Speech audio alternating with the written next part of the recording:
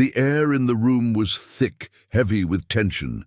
It was a humid, suffocating heat that seemed to wrap around my body, seeping into my skin. I could barely move, not because I didn't want to, but because every inch of the space felt like it was closing in on me. My heart pounded in my chest, and I could feel the blood rushing to my head, every beat louder than the last. I stood frozen, staring at the alien across the room. His eyes, like glowing pools of liquid amber, watched me intently. His skin, a shade of pale green that shimmered faintly in the dim light, rippled with something that felt wrong. I couldn't put my finger on it, but the room felt alive in a way it never had before. And it was all because of him. At first, I had assumed he was just another strange roommate, the kind of quirky, oddball alien that I had grown used to since Earth entered the Galactic Federation. There were dozens of species now living among us, and honestly, I didn't even question it anymore. The first time I met Xylar, I thought he was a little unsettling, but nothing out of the ordinary. His race, the Valkyrians, were known for their unique appearance and cold, calculating minds, but they weren't violent. At least, that's what I had been told. I had made a deal with the Federation to live in a shared space with an alien, roommate for the cultural exchange program. I thought it would be an experience, something to tell the grandkids about one day. What could go wrong, right? Xylar was a scientist from a far-off planet, and our primary interaction was supposed to be academic. He'd teach me about Valkyrian technology, and I'd show him the wonders of Earth. That was the plan, but plans don't always work out, do they? The first sign that something wasn't right came a week ago, when Xylar began to change. At first, it was subtle, little things that I could easily dismiss. His sleep patterns shifted. He was awake at odd hours, staring at the walls, muttering in his native language. I thought maybe he was just stressed from the long journey, adjusting to life on Earth. But then, the behavior escalated. His usual calm, detached demeanor began to crack. He started pacing, and sometimes he would stare at me with an intensity that made the hairs on the back of my neck stand on end. Then he started talking about the cycle. The words were cryptic, spoken in a way that hinted at something far deeper, something I was not supposed to understand. I remember one night when he had cornered me in the kitchen. His voice was a low, almost seductive hum. "You must be aware, the season is near," he had said. His eyes glowed brighter in the darkness, his voice sending chills down my spine. I will need space, privacy. I had laughed it off, thinking he was just being dramatic. Aliens had strange ways, sure, but nothing could have prepared me for what came next. I had just finished my dinner when Xylar walked into the living room, his usual posture stiff but almost graceful. But this time, his skin looked flushed. It was subtle at first, but there was a sheen to it, almost like a thin layer of sweat. He didn't look directly at me. Instead, his amber eyes focused on a corner of the room, and then he began to move. It was slow at first, his body jerking as if he was struggling to control it. A sharp hiss escaped his lips, and I watched, frozen, as his muscles twitched and spasmed. I didn't know what to do. Was this normal? Was he sick? I stood up, my pulse quickening. "Xylar," I called out, my voice shaking. "What's happening?" He didn't answer. Instead, his back arched violently and he collapsed to the ground with a thud. The sound echoed through the room. I rushed forward, my heart in my throat. "Xylar!" I repeated, crouching down beside him, but the alien didn't respond. His body continued to tremble, his eyes wide with an expression that I had never seen before, a mix of pain, fear, and something darker, something primal. Suddenly his hand shot out and grabbed my wrist, squeezing with an unnatural strength. His grip was so tight that I winced in pain. "Leave me be," he hissed, his voice barely recognizable. "You don't understand. Not yet. Not yet." I tried to pull away, but his hold tightened, and a low growl rumbled in his throat. His eyes flashed with an intensity that sent a chill down my spine. "It's the season," he muttered, his words almost a whisper now, lost in the strained noise of his breathing. "You mustn't be here. You must leave now." I didn't know what he was talking about. What was this season? And why did it sound so dangerous? I had to get out of there. But something in my gut told me that leaving now might be the worst thing I could do. "Xylar," I said again, more firmly this time. "I don't understand. What's going on?" He let go of my wrist, his face contorting in agony as he curled into a ball on the floor. I backed away, unsure of what to do. What was happening to him? What had happened to the calm, rational alien I'd shared a house with for months? "You cannot stay," he rasped, his voice filled with pain. "It is too late. I am changing." Suddenly the room seemed colder, the air heavier. I could feel the temperature drop rapidly, and a strange, electric hum filled the silence, vibrating through my bones. Xylar's body seemed to vibrate along with the sound, as though he was syncing with it, and his once smooth skin began to ripple. Then he let out a guttural scream that echoed through the apartment. I froze, eyes wide, heart racing. This was no ordinary alien ritual. This was something far worse. His body began to elongate, stretching and twisting in ways that were far too unnatural. His limbs bent at odd angles, his back arched, and I heard bones cracking in an unnatural symphony. His skin shimmered in a sickly green hue as something shifted beneath the surface. That's when I saw it. A series of small, dark marks appeared along his spine, growing larger and more pronounced, as if they were part of a transformation. But they weren't just marks. They were growing, pulsating, throbbing. I could see something moving beneath them, a twisting mass of alien veins and flesh. I stumbled back, my breath catching in my throat. This wasn't just a season. This was something far more terrifying, and it wasn't just happening to Xylar. It was happening to the entire species. Before I could react further, Xylar's head snapped toward me, his eyes glowing even brighter now. They were no longer just amber. They were burning with a sickly orange light. "You don't understand," he said, his voice low and hollow. "You've been chosen." The room seemed to close in around me, the walls feeling smaller and smaller. I was trapped, not just in this room, but in a nightmare I couldn't escape from. And as his transformation continued, I realized one terrifying truth. I had no idea what I had gotten myself into. I don't know how long I stood there, frozen in place, my pulse thudding in my ears. My legs felt like jelly, and my hands trembled uncontrollably as I watched Xylar continue to twist and convulse on the floor.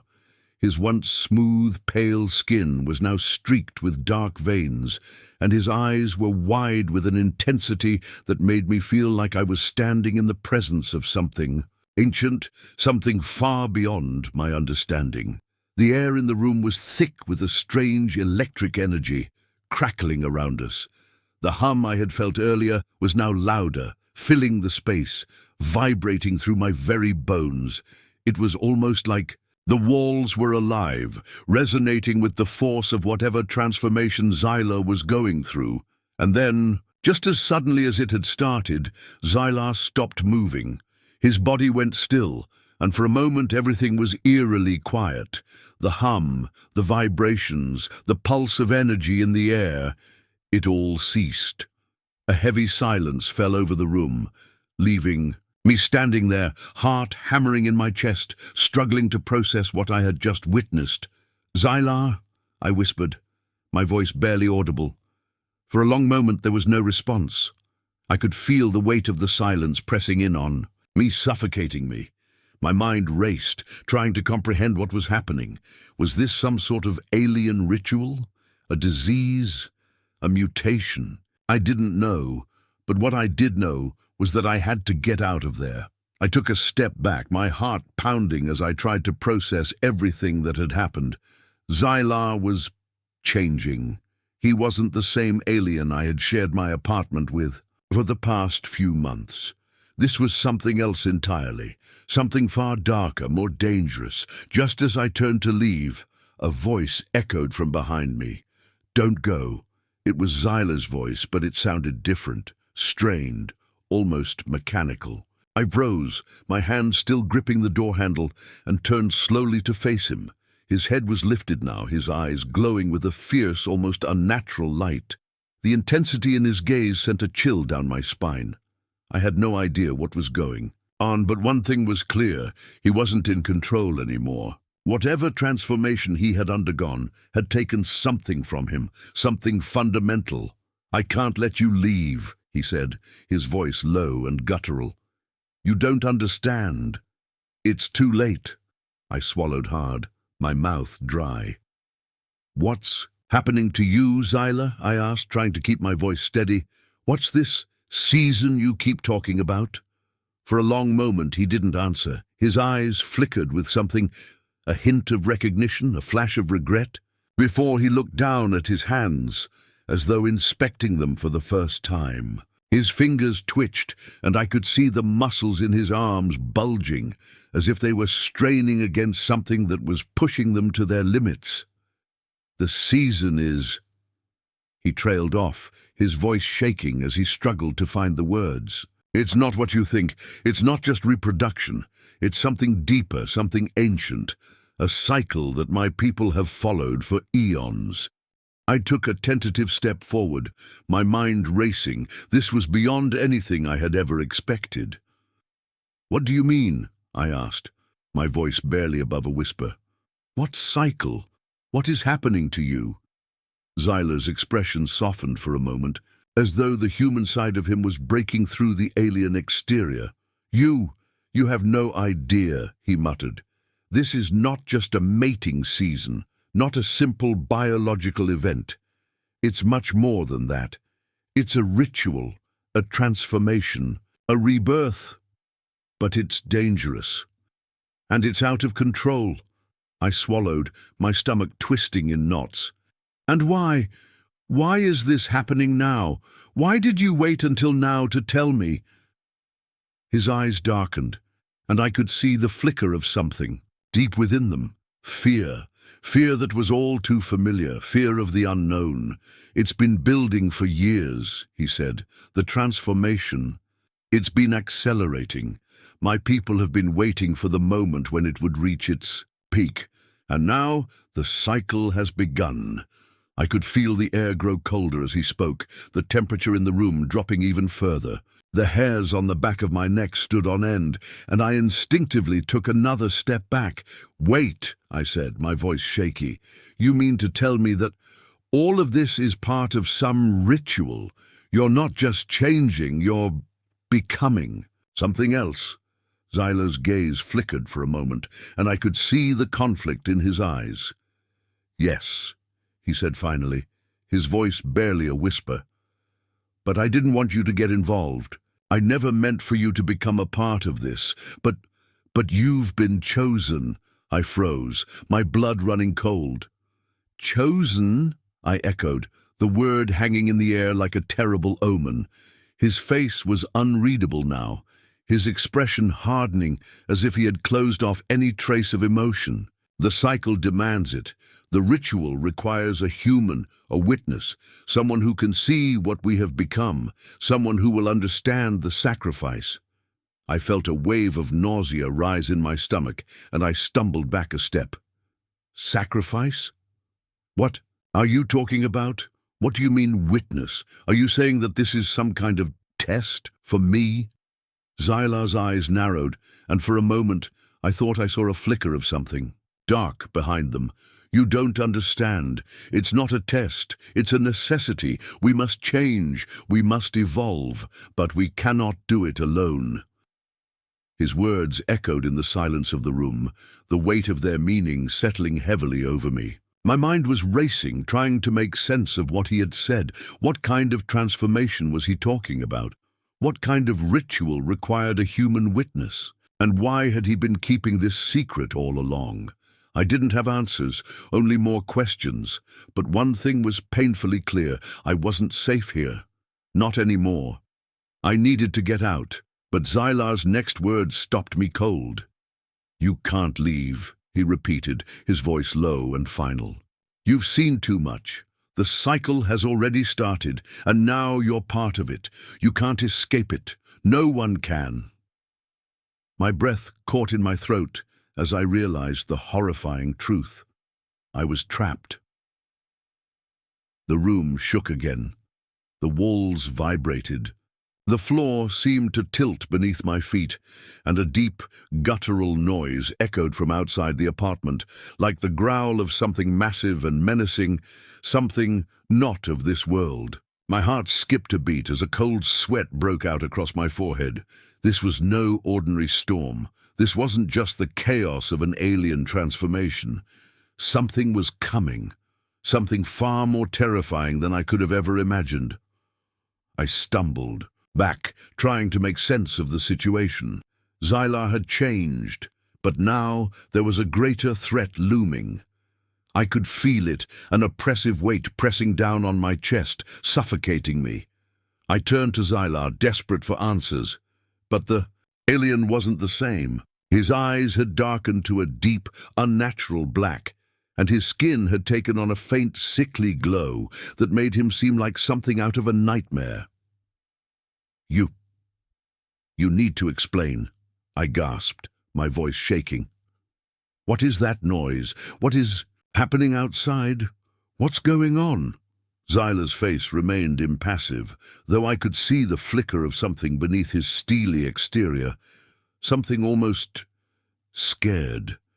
His posture had changed too. Where once he had seemed almost relaxed in his alien calmness, now he stood rigid, his muscles tensed, his body poised as if ready for a fight. "It's them," Xylar said, his voice trembling ever so slightly. "They've arrived." I stared at him, confused and horrified. "Who?" He didn't answer immediately. Instead, he closed his eyes as though searching for the right words, or perhaps waiting for something.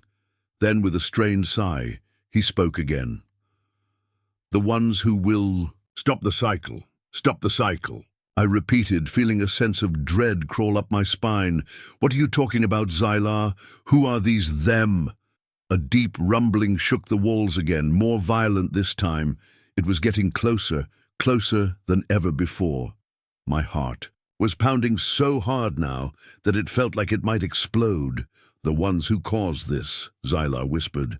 "The original creators, the beings who manipulated my people long before I was born.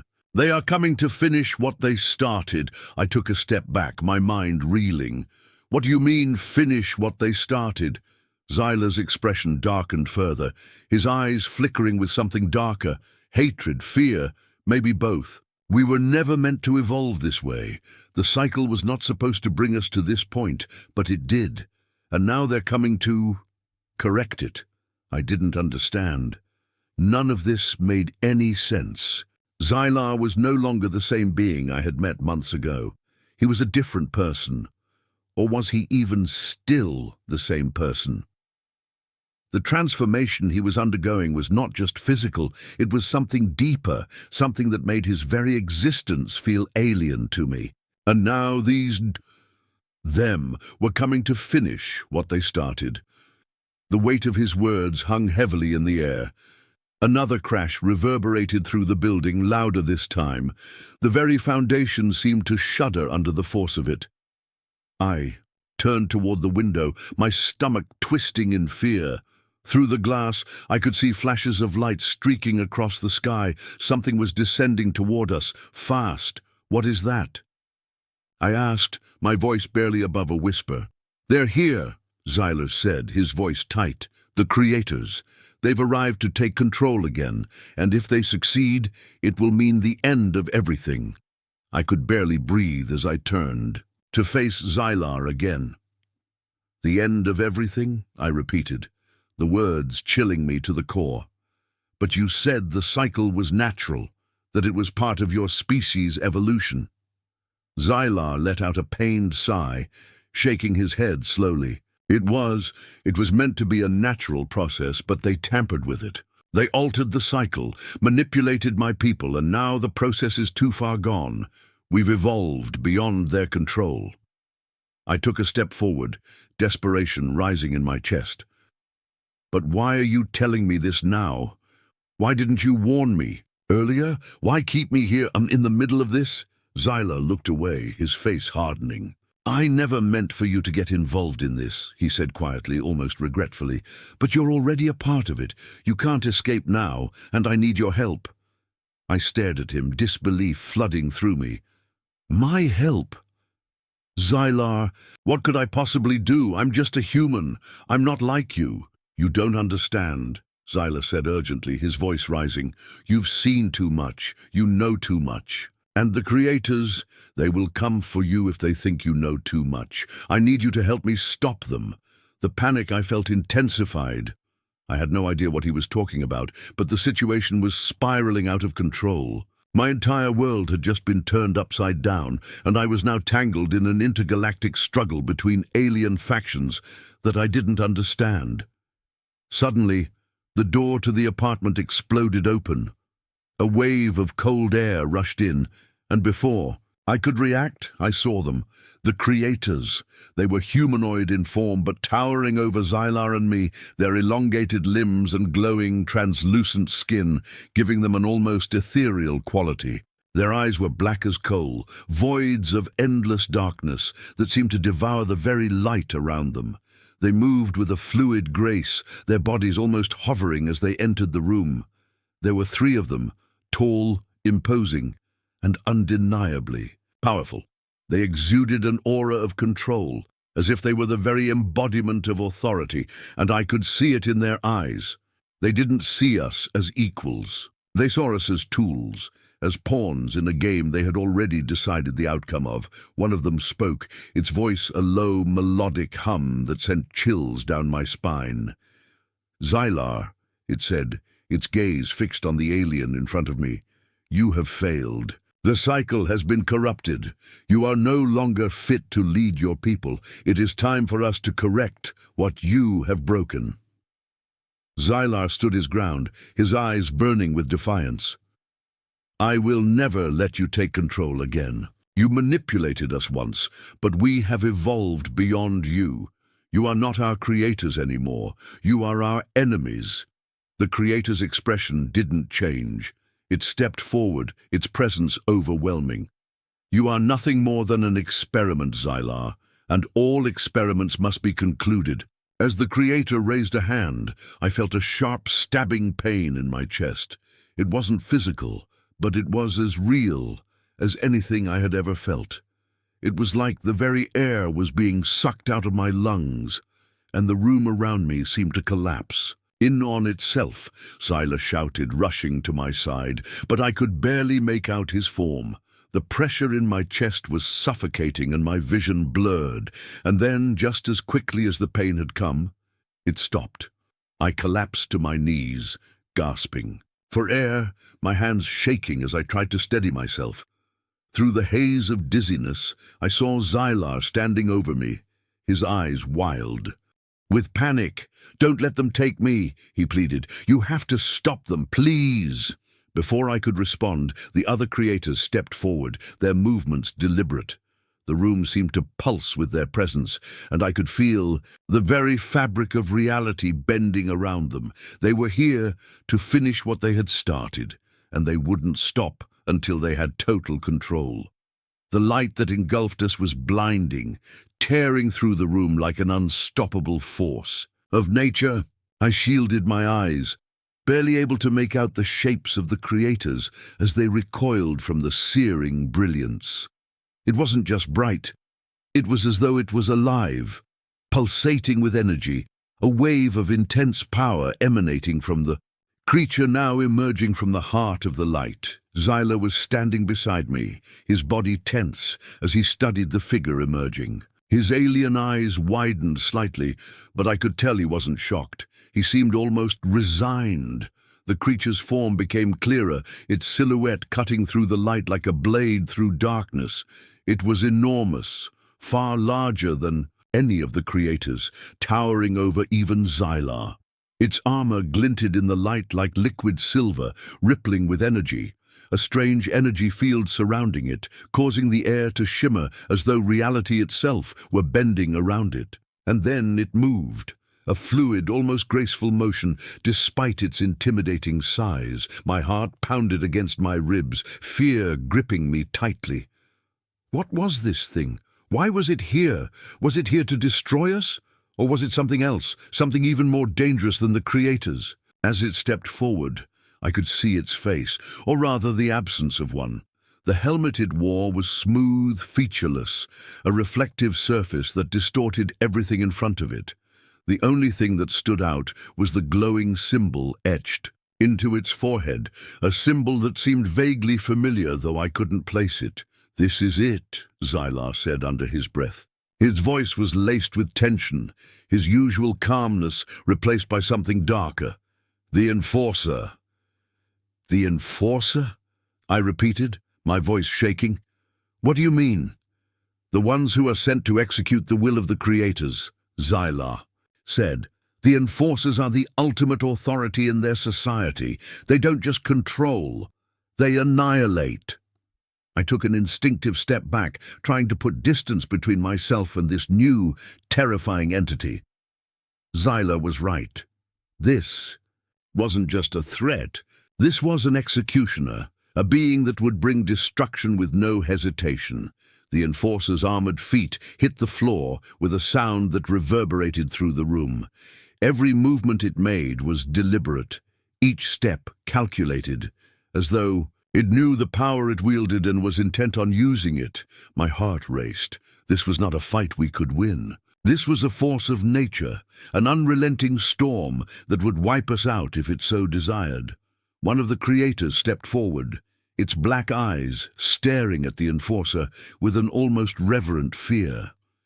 "The cycle has been broken," it said, its voice trembling with a mix of authority and submission. "We did what we had to do. You know this." The Enforcer's head tilted slightly, but it didn't speak. Instead, its hand moved slowly toward its side, and with a snap, a blade materialized from its wrist. It was long, sleek, and glowed with an ethereal blue energy humming with raw power.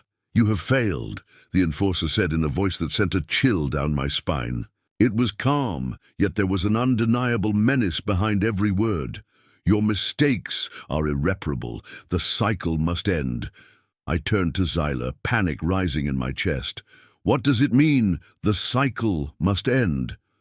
Xylar didn't answer at first. He was too focused on the Enforcer. But then his eyes flicked to me and I saw something in them, a flash of fear, of regret. "It means everything we've known, everything we've fought for, is at risk. The Enforcer is here to reset the cycle, to undo the corruption we've allowed to fester." I was too stunned to respond. I had no idea what Xylar meant by reset the cycle, but it was clear that whatever it was not something we could stop.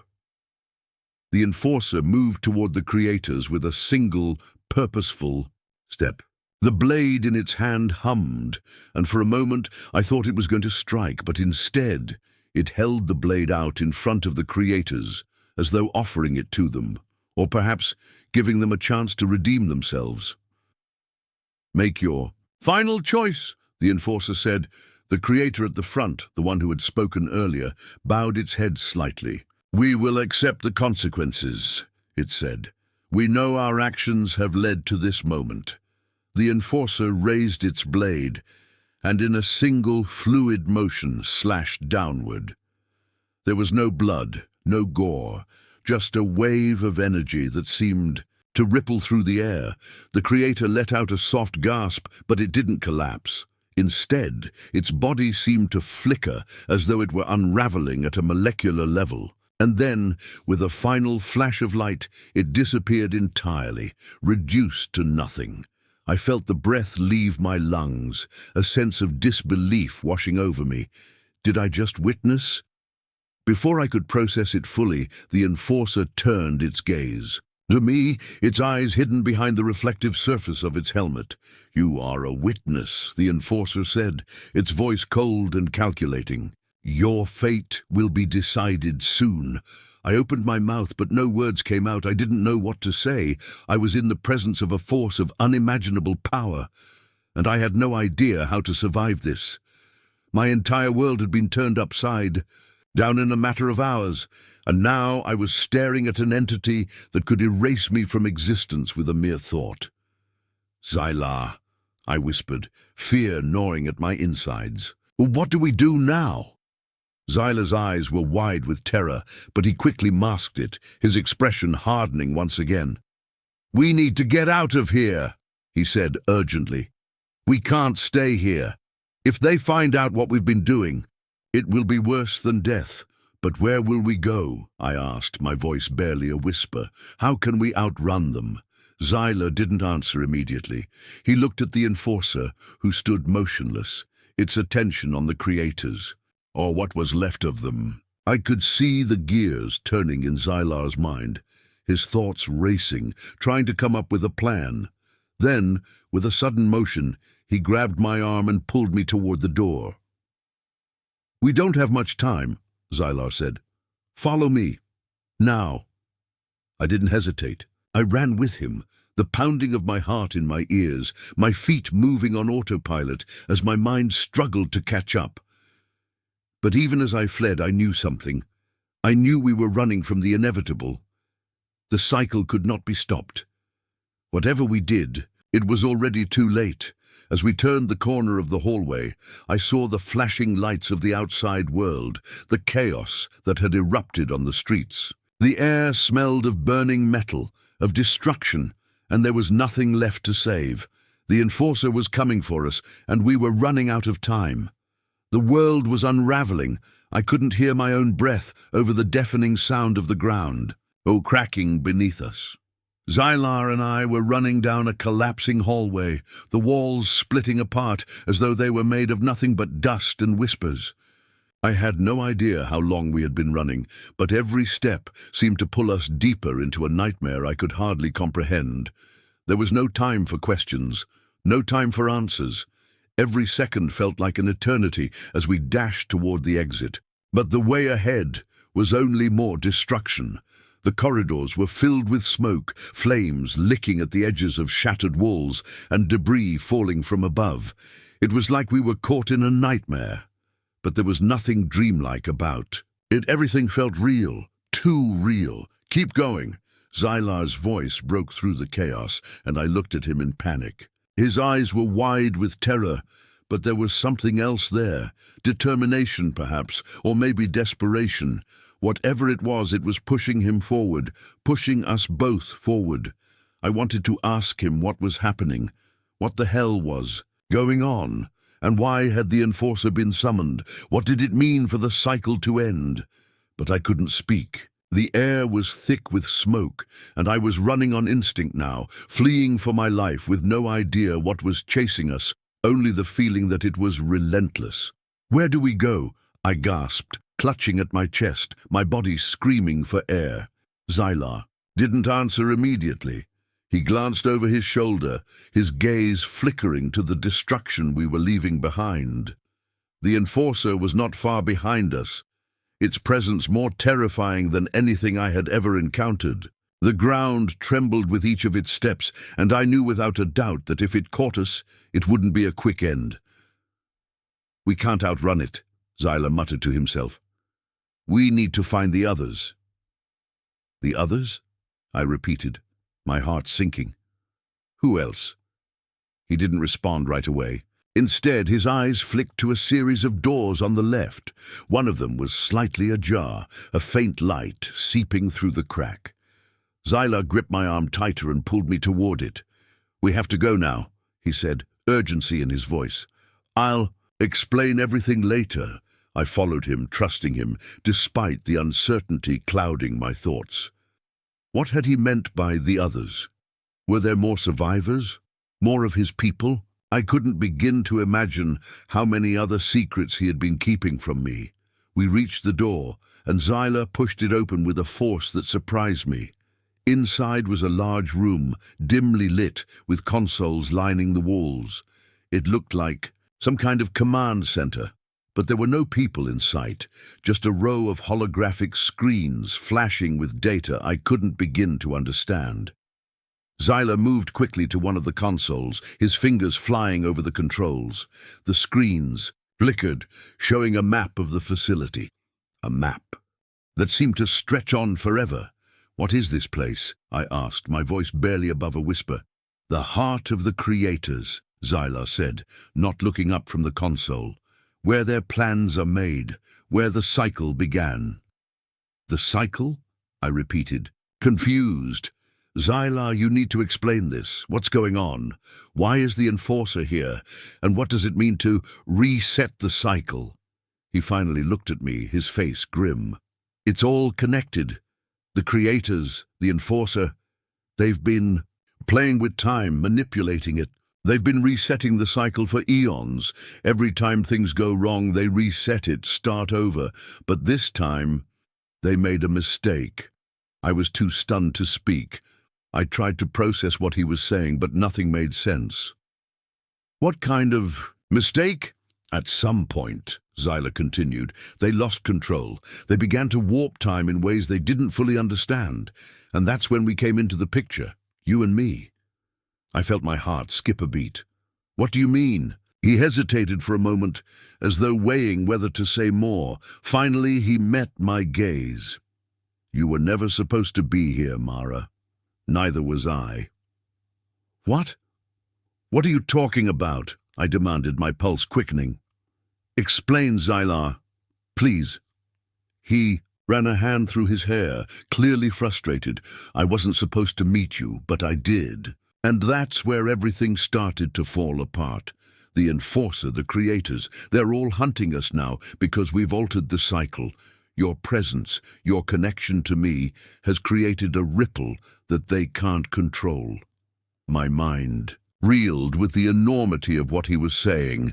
I didn't know how to react. I had been pulled into this alien mess without any explanation, without any understanding of what was happening. And now Xyla was telling me that I had somehow broken the universe. "You're saying that me being here, being with you, is what's causing all this?" I asked, my voice barely above a whisper. He nodded. "It's not just you, Mara. It's us, together. We've disrupted their plans, and they can't let that go." "Why would they want to reset the cycle?" I asked, trying to make sense of it all. "Why not just let it play out? Because the creators aren't just controlling time, they're controlling reality itself. Every time they reset, they try to make things perfect, but nothing ever is, so they keep resetting over and over, until now you and I are the anomaly that can stop them." I stared at him, struggling to grasp the magnitude of what he was saying. I wasn't just running for my life.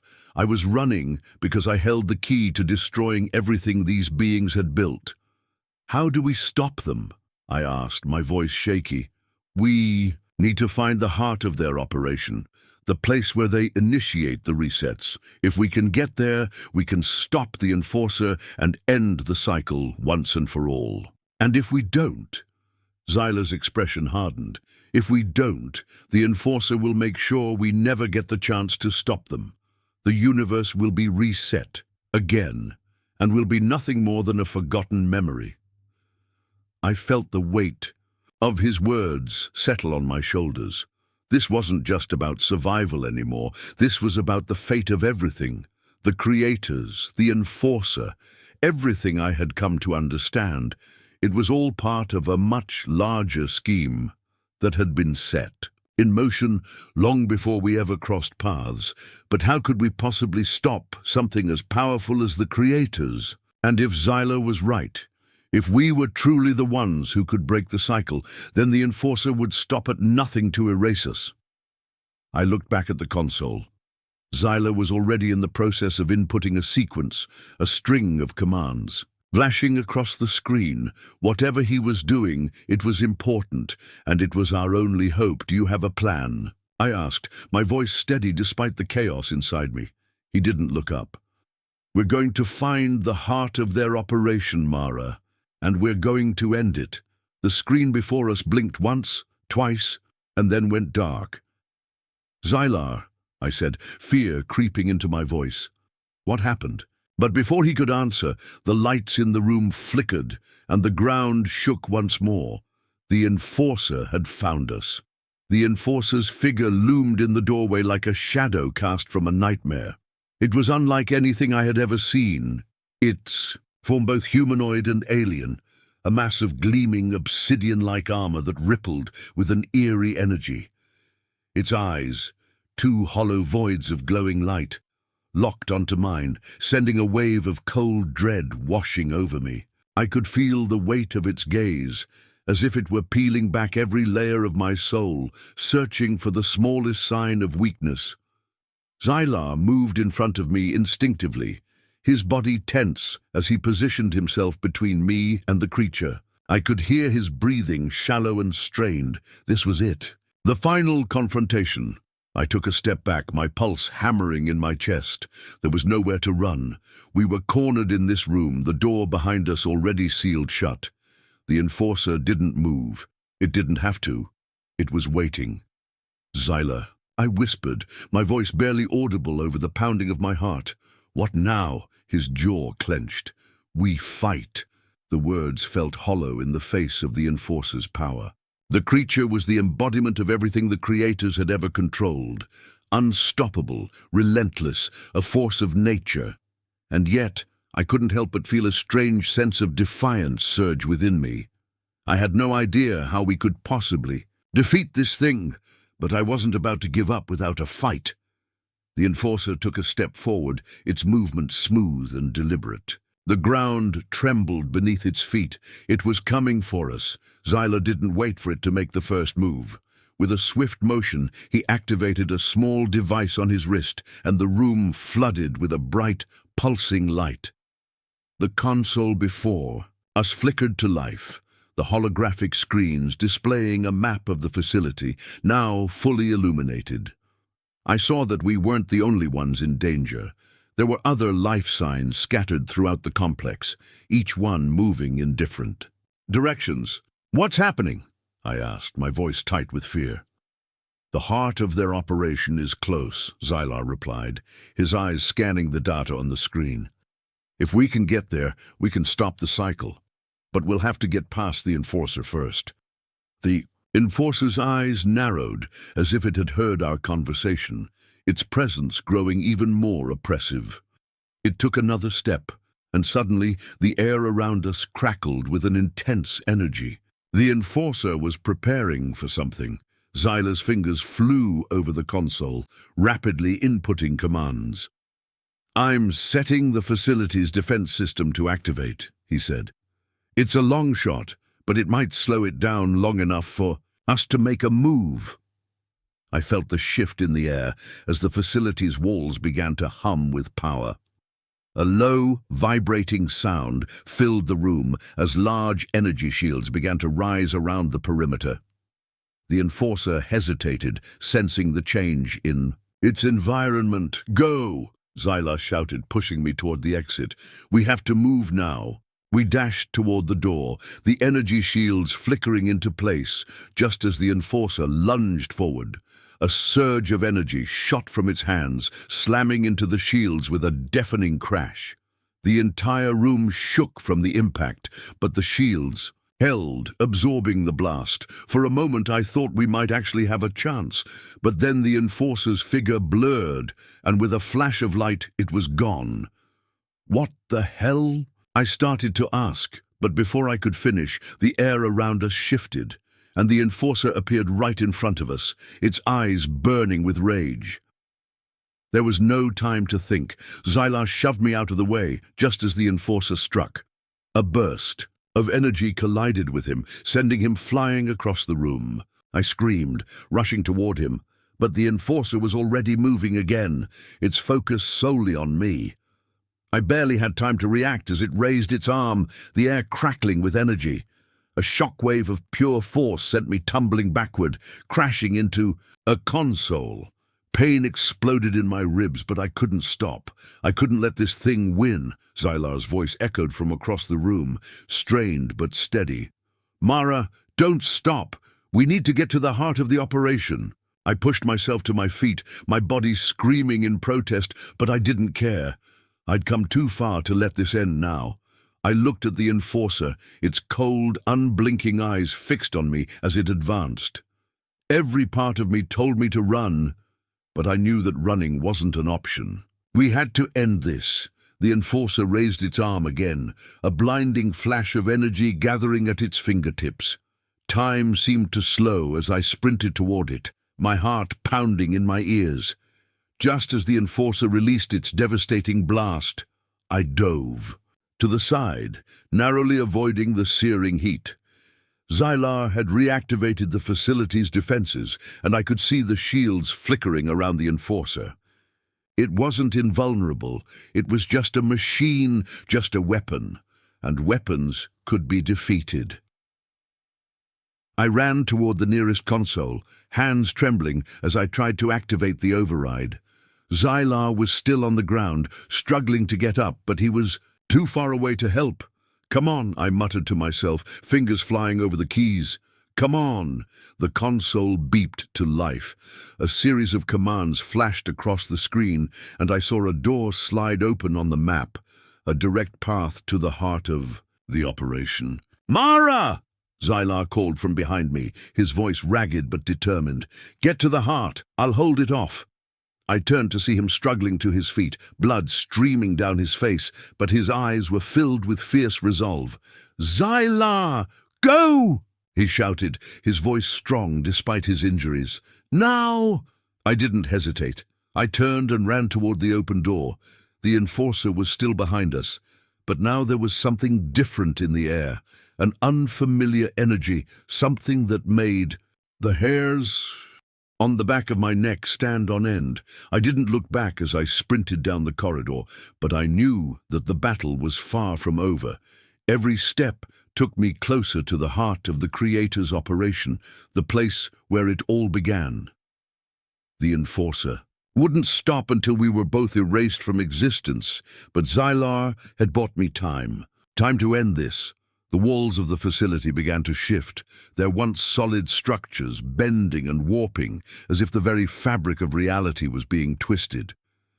The further I went, the more it felt like I was stepping into the core of something, ancient and terrifying, a place where time and space no longer made sense, and then I saw it, the heart.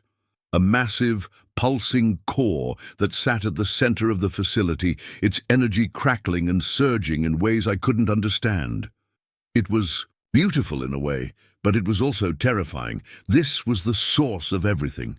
The cycle, the resets, the Creator's control over time and reality, it all emanated from this place.